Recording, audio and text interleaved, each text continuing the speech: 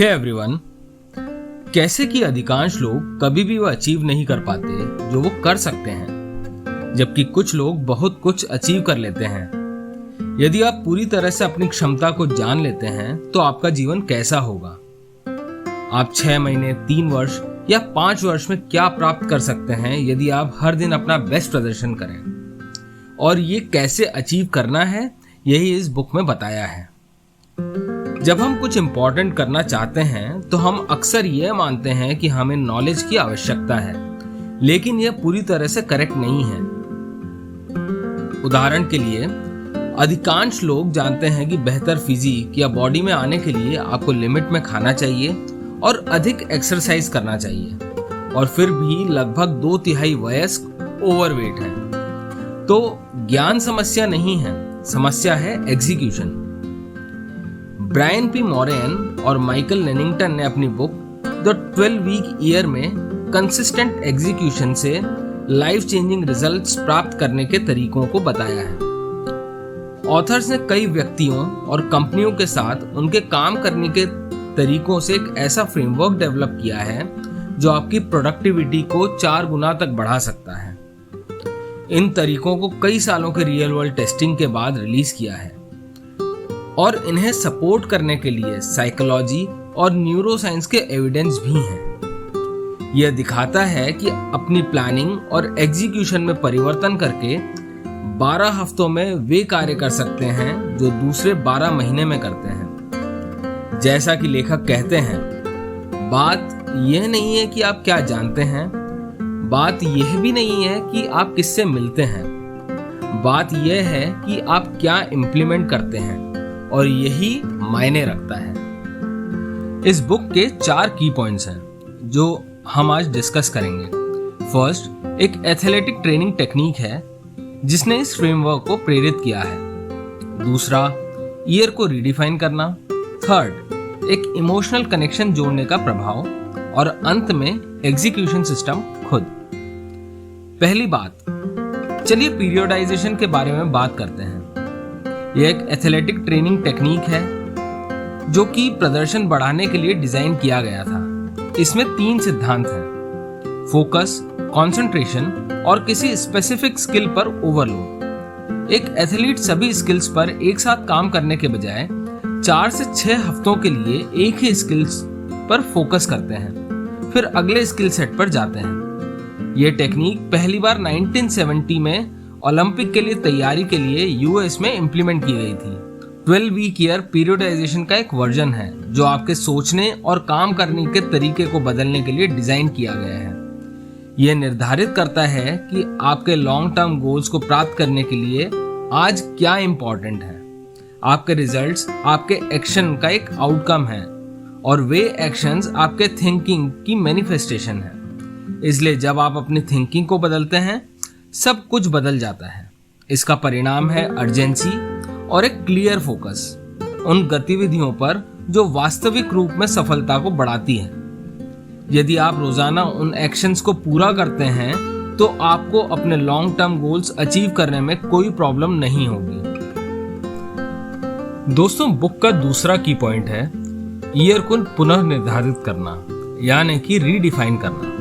अधिकांश लोग मौजूद वर्ष के अंत में अपने गोल्स बनाते हैं और उस उद्देश्य से भी एक प्लान बनाते हैं कि उन्हें ये कैसे हासिल करना है। रोचक बात यह है कि लेखक इन एनुअल प्लान्स को वास्तव में एक लूज आइडिया मानते हैं। एनुअल प्लान्स के साथ कई प्रॉब्लम्स हैं। इसमें मेन प्रॉब्लम यह है कि लास्ट डेट बहुत दूर होती है। यदि जनवरी में आप पीछे हो जाएं तो आप बहुत चिंता नहीं करेंगे, क्योंकि आपके पास लंबा समय है कैचअप करने के लिए। यह सोच तब तक चलती जब आप ईयर के एंड में आ जाते हैं और आपके गोल्स को वास्तव में हिट करने के लिए बहुत देर हो जाती है। जब हमारी डेडलाइन दूर होती है तब हमारा माइंडसेट ऐसा हो जाता है कि हमें रोजाना अपने सर्वश्रेष्ठ पर प्रदर्शन करने की आवश्यकता नहीं है।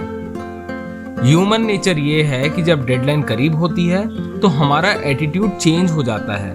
हम अर्जेंसी और फोकस के साथ काम करते हैं। लेकिन कभी सोचें कि हम हमेशा ऐसा ही प्रदर्शन कर सकें तो?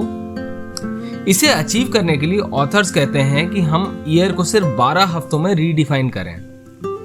इसके दो मेन बेनिफिट्स हैं।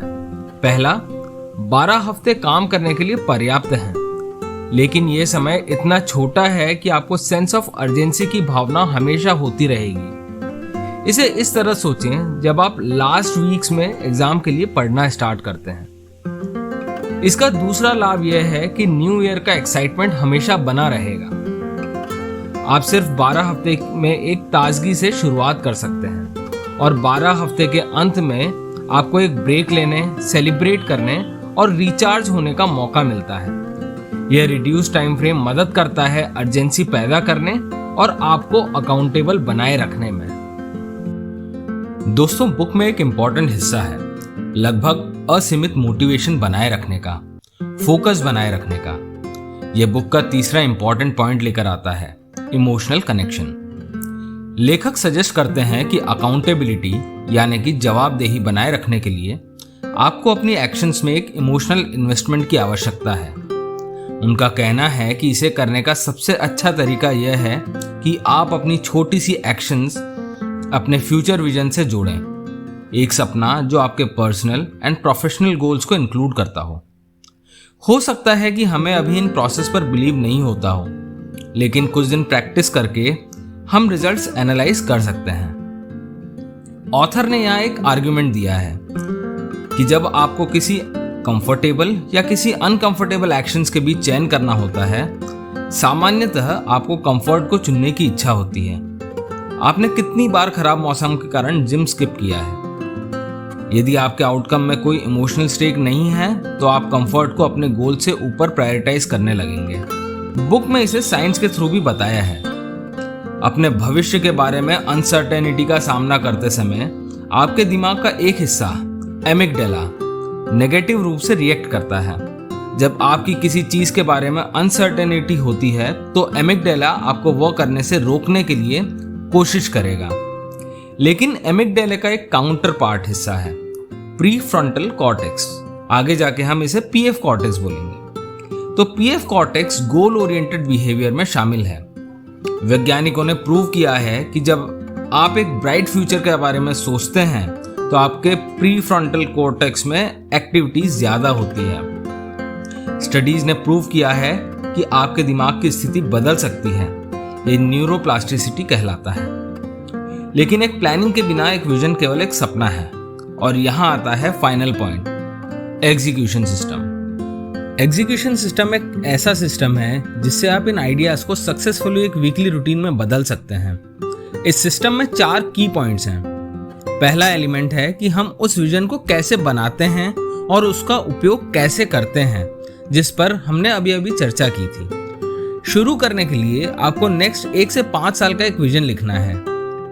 इन 7 एरियाज पर फोकस करने का प्रयास करें: physical, spiritual, mental, relationships, financial, professional and personal. फिर इसे रोजाना अपने दिन की शुरुआत में देखें। एग्जीक्यूशन सिस्टम का दूसरा एलिमेंट है आपके 12 हफ्ते के गोल्स और उनके टैक्टिक्स। ये आपकी वास्तविक योजनाएं, एक्चुअल प्लान्स हैं। आप अपने विजन को देखते हैं और वहां से एक थोड़ी सी अवधि के लक्ष्य बनाएं, 9 से 12 मंथ के लिए। फिर आने वाले 12 हफ्तों के गोल्स तय करें जो आपके मीडियम टर्म विजन के साथ अलाइन है। इसके बाद आप वीकली और डेली एक्शंस बनाते हैं, जिन्हें लक्ष्य तक पहुंचने के लिए स्ट्रैटेजी कहा जाता है। इसे करने से आपको एक सिंपल प्लान मिलता है जो आपके गोल्स अचीव करने के लिए जरूरी है। अगले 12 हफ्तों के लिए क्लियर प्लान आपको एक आइडिया से दूसरे आइडिया पर जाने से रोकता है। ऐसा कई बार होता है कि जब आप अपने आप पर काम करते हैं तो आप एक आइडिया शुरू तो करते हैं और जब तक सब कुछ शानदार होता है आप करते रहते हैं, लेकिन अगर कुछ हार्ड हो जाता है आप इसे छोड़ देते हैं और कुछ और आइडिया कोशिश करने लगते हैं। और यदि आप ऐसा करते रहते हैं तो आप किसी भी एक आइडिया पर वास्तविकता में प्रोग्रेस नहीं कर सकते हैं। इसे रोकने के लिए आपको सिस्टम के तीसरे तत्व की आवश्यकता है, that is controlling the process. इसमें 3 एलिमेंट्स हैं: weekly plan, peer support and progress measures. आपका वीकली प्लान बस आपके 12 हफ्ते के प्लान की वह एक्शंस हैं जो इस वीक में बाकी है, और डेली प्लान बस आज की एक्शंस। लेकिन सेकेंड पॉइंट अब तक के लिए मुझे सबसे बड़ा डिफरेंस क्रिएटर लगा है, that is peer support. Business या ऑफिस में ये काफ़ी आसान है क्योंकि वहाँ पे टीम पर ध्यान केंद्रित होता है और उनके पास वीकली कॉल्स या रिव्यू सिस्टम्स होते हैं। लेकिन जब आप अपने आप पर काम करते हैं तो ये काफ़ी कठिन हो जाता है। उसके लिए आप कुछ लाइक माइंडेड लोगों के साथ मिलकर एक कम्युनिटी सेट कर सकते हैं। आप मंडेज को मिल सकते हैं और एक टास्क या गोल को रिव्यू कर सकते हैं। और ये जानकर कि आपको उस मीटिंग में जाना है और आपकी प्रोग्रेस रिपोर्ट करनी है, ये आपको उस पर बने रहने के लिए एक छोटी सी पुश देता है जिसकी आपको आवश्यकता है। सप्ताह के अंत में आपको अपनी प्रोग्रेस की समीक्षा करने के लिए कुछ समय निकालना चाहिए, यह विचार करने के लिए कि क्या अच्छा था और क्या नहीं था। इससे आपको आने वाले वीक्स में वही गलतियां नहीं करने में मदद मिलेगी। अपनी प्रोग्रेस को समझने के लिए आपको इसे मेजर करने की आवश्यकता है। यहाँ एग्जीक्यूशन सिस्टम का चौथा एलिमेंट आता है, कन्फ्रंटिंग द ट्रूथ, यानी कि सत्य का सामना करना। एक कॉमन मिसकंसेप्शन है कि किसी को स्कोर करना उनकी सेल्फ एस्टीम को क्षति पहुंचाता है, लेकिन रिसर्च इसका उल्टा दिखाती है। यह सेल्फ एस्टीम और कॉन्फिडेंस को बढ़ाता है क्योंकि इससे प्रोग्रेस और अचीवमेंट दोनों डॉक्यूमेंटेड होते हैं और अचीवमेंट वर्क प्लेस पर टॉप मोटिवेटिंग फैक्टर्स में से एक है। हालांकि ये कठिन है, बट खुद का स्कोर रखना हमें कंफर्ट की बजाय परफॉर्मेंस पर फोकस कराता है। अधिकांश लोगों के पास दो जीवन होते हैं, जो वे जीते हैं और दूसरा जो वो जीने का पोटेंशियल रखते हैं। यदि हम आज के एक्शंस को कंट्रोल कर सकते हैं तो हम उस जीवन को प्राप्त कर सकते हैं जिसका हम पोटेंशियल रखते हैं। इस वीडियो पर बने रहने के लिए थैंक यू सो मच। यदि इस वीडियो को वैल्यूएबल मानते हैं तो लाइक, शेयर और चैनल को सब्सक्राइब करना ना भूलें। Thank you once again.